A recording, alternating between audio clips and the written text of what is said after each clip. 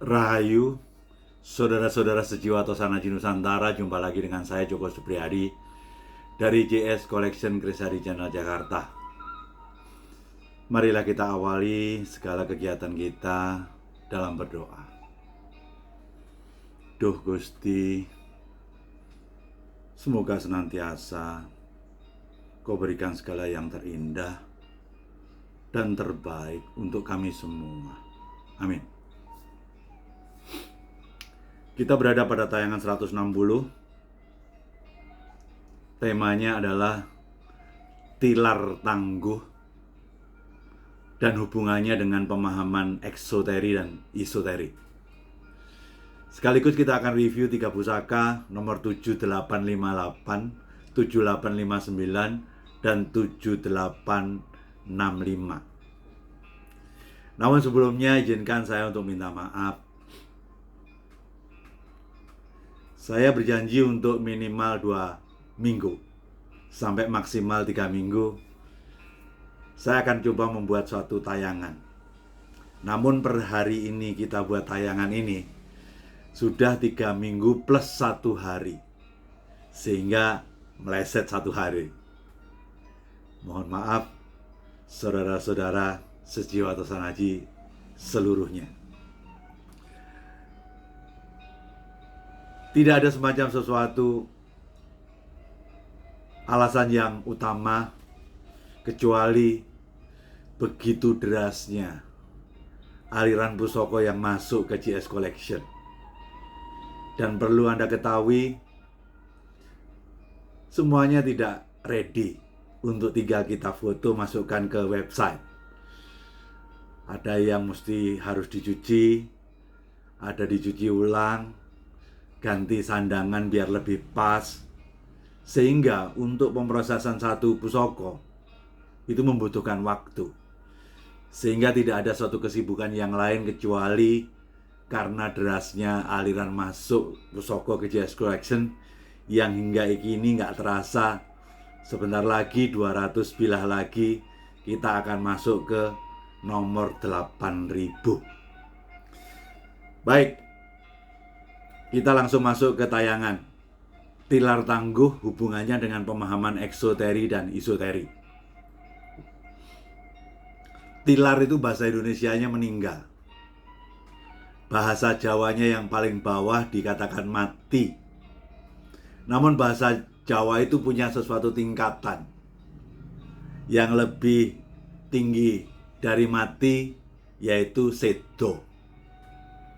Di atas sedo yaitu tilar. Sementara tangguh sendiri kita sudah sama-sama tahu, tangguh merupakan suatu estimasi dan merupakan perkiraan. Jadi tilar tangguh merupakan semacam suatu keris yang hampir tidak mungkin untuk ditangguh.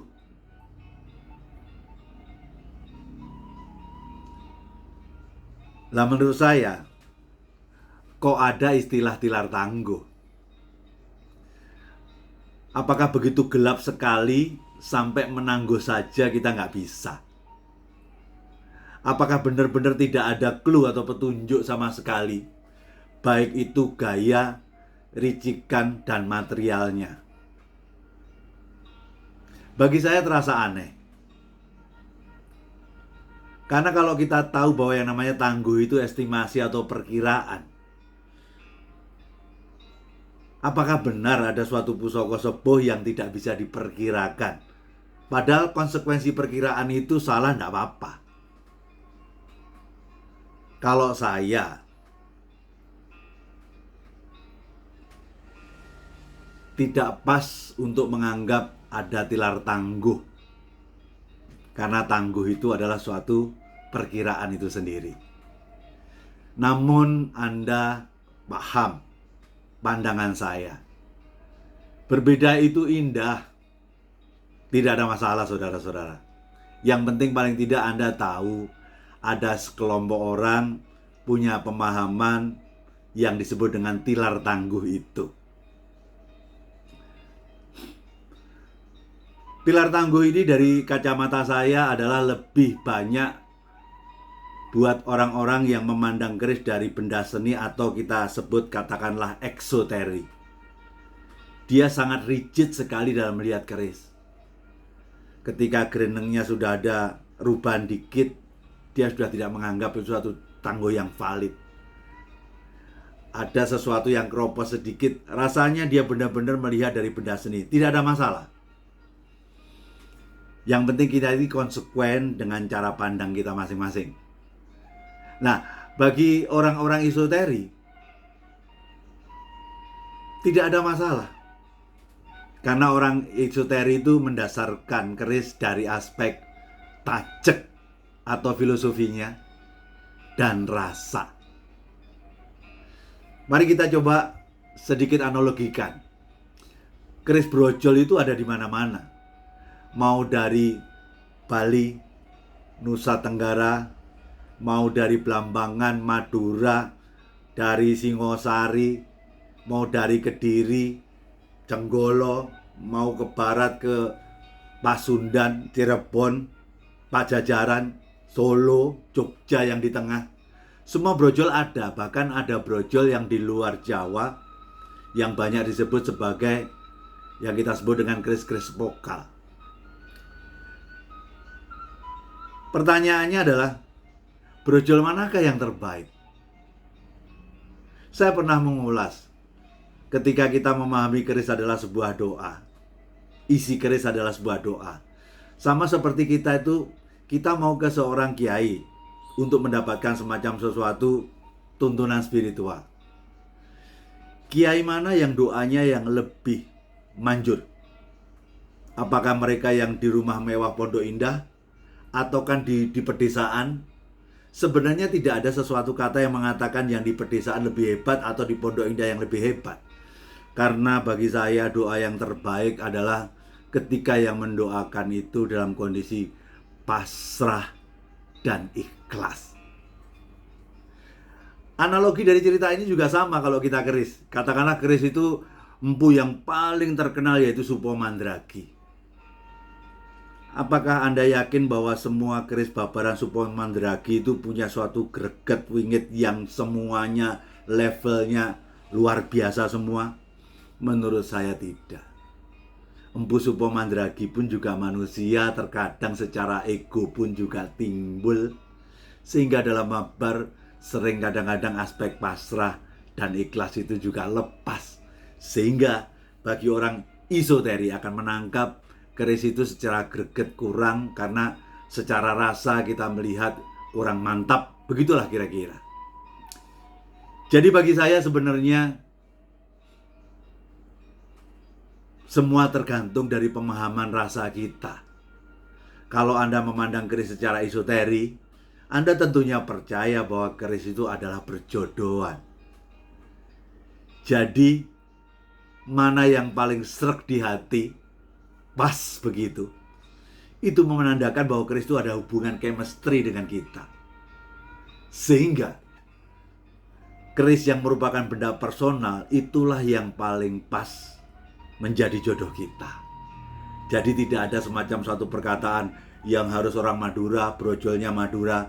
Anda nanti akan memahami bahwa rasa itu adalah panglima tertinggi di dalam mengeksekusi. Tosanaji tentunya ditinjau dari pandangan orang-orang esoteri. Memang ketika kita belajar tentang masalah tilar tangguh, kalau tidak percaya, tanyakan keris Anda kepada 10 orang untuk ditangguh. Saya yakin jawabnya tidak ada satupun yang sama. Itulah untuk itu kenapa di keris itu dikenal dengan tangguh. Karena sebelumnya keris itu tersinengkerkan. Sehingga menjadikan kita hanya sebatas untuk mengatakan tangguh. Mari kita masuk ke review. Inilah keris pertama nomor 7858. Keris ini berdapur spanner, pamornya adek.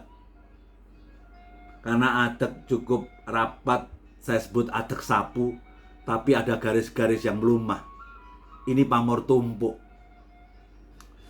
Sekilas kalau dilihat dari pamor yang agak sedikit timbul, banyak orang menganggap ini keris dari timur, ciri khas Blambangan. Kalau dilihat dari sisi material, sepertinya Jawa Baratan.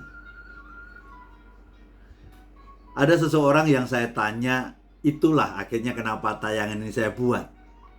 Seorang teman ini mengatakan, wah kayaknya bingung Pak Joko. Kayaknya ini menurut saya tilar tangguh. Saya jadi tertarik untuk bertanya tilar tangguh itu apa. Sehingga akhirnya keluarlah tayangan ini. Sekedar informasi, ada sekelompok orang yang memahami ada suatu yang kita sebut dengan tilar tangguh. Kalau saya secara tangguh, ketika saya tidak bisa melihat dari sisi gaya, keris itu dibuat dengan ego daerah mana, saya akan melihatnya dari sisi material. Layak kiranya saya menangguh keris ini dengan ketuaan yang seperti ini adalah keris-keris Pasundan. Demikian saudara. Mari kita masuk ke keris yang kedua. Keris ini besar, 38,3. Kalau dilihat sekilas ada godong puhungnya, tapi melihat dari besutannya kayak seperti keris-keris Pejajaran. Tapi dari sisi pamorannya cukup pandas, bagus, kelihatannya bukan dari sana. Kalau dari sisi gerendengannya model-model seperti PB. Ingat Bapak Ibu sekalian, saudara-saudara sejio atau sanaji, kalau kurang jelas dalam paparan saya tadi sudah sebutkan ini keris nomor 7859. Kalau pengen melihat detailnya silahkan berkunjung ke www.jscollectionkerisadi.com. Di situ nanti akan Anda temukan keris ini. Nah, dengan gambaran seperti ini, apalagi kalau kita melihat pangkal daripada kembang kacang ini model kayak Jawa Baratan. Bahkan kembang kacangnya bungkem kayak model-model juga Jawa Baratan. Namun ketika kita melihat tentang dari sisi aspek material dan garap ada godong puhungnya, saya melihat ini ada sebuah tangguh. Walaupun ada teman saya tadi mengatakan ini juga tilar tangguh. Kalau saya, ini saya klasifikasikan tangguh PB sepuh.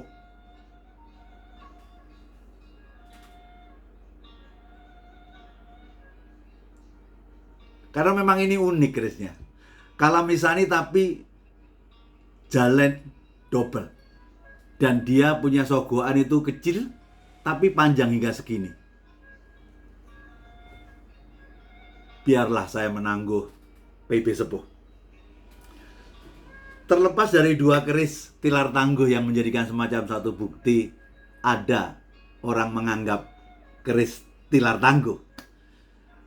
Kali ini di review yang ketiga ini menurut saya hal yang spesial. Karena menurut saya pusaka nomor 7865 ini adalah merupakan sesuatu 10 besar keris terbaik yang bisa saya dapatkan di tahun 2022. Sandangannya Ladrang Jogja. Marilah kita lihat di dalamnya. Ternyata ini adalah Nogo Saliro. Ketika Nogo badannya adalah jelmaan dari gonjonya, dia menyatu dari bawah langsung menuju gonjo. Inilah yang kita sebut dengan Nogo Saliro. Nogo Saliro ini looknya 5 dan panjangnya 35. Dia ceprat-ceprit, nampak pamornya akodiat. Namun ceprat-cepritnya banyak ada komponen bulat-bulatnya. Nah, ini saya ngelihat ketika besinya, gayanya sih jelas Mojopahit. Ketika besinya dia berminyak tanpa dikasih minyak,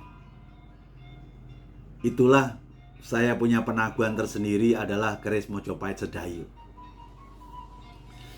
Mari kita babar filosofinya. Hari-hari sekarang ini banyak pimpinan yang terjegal oleh anak buahnya. Pertanda bahwa hubungan teamwork, keselarasan dalam berkarya antara atasan dan bawahan itu kurang solid, kurang kompak. Sejatinya Nogo Saliro itu adalah nogo simbolisasi pimpinan, Saliro adalah tubuh yang dipimpinnya. Ini adalah suatu keris untuk memberikan situannya kekuatan dalam mengkonsolidasi bawahannya agar terbentuk suatu kerjasama teamwork yang sangat luar biasa. Sehingga tentunya keris ini cocok didedikasikan untuk seorang pemimpin yang dalam rangka ingin menselaraskan hubungan dengan yang dipimpinnya agar menjadi satu badan Saliro tersebut. Dan untuk menyatukan ini empu membabar dalam bentuk luk 5. Luk 5 bernuansa kewibawaan. Jadi secara dapur utama tujuannya adalah untuk membentuk semacam suatu kekompakan teamwork di dalam suatu tubuh antara pemimpin dengan yang dipimpinnya. Namun sang pemimpin itu dibekali dengan luk 5 tambahan kewibawaan. Lah, karena pamornya cuma ceprat-ceprit tapi banyak dominasi bulat-bulatnya. Ya artinya apa kalau seorang pemimpin menselaraskan hubungan dengan yang dipimpin dengan tambahan kewibawaan kalau tidak untuk meraih kesejahteraan bersama. Inilah salah satu pusaka terbaik 10 besar yang bisa saya dapatkan di tahun 2002 yang layak untuk saya review pada kesempatan ini. Ada tambahan info kilat di tayangan 159 kemarin ditambah 158, itulah pandangan saya tentang lelang. Lah kemarin saya membaca di tayangan 159 itu ada subscriber yang di komen itu mengajak untuk Pak Joko, ayo kita lakukan lelang. Saya enggak tahu. Orang itu kalau melihat YouTube di tayangan 159 itu komentar dulu atau melihat isi daripada tayangan tadi. Mungkin yang bersangkutan tidak melihat isinya, termasuk cara pandang saya terhadap lelang, dia hanya ingin memberikan suatu dukungan. Namun tentunya Anda harusnya kalau mengikuti tayangan ini di 158, 159, Anda tahu sikap saya terhadap lelang. Tapi sekali lagi, beda itu tetap indah. Yang penting kita sama-sama senang Tosanaji.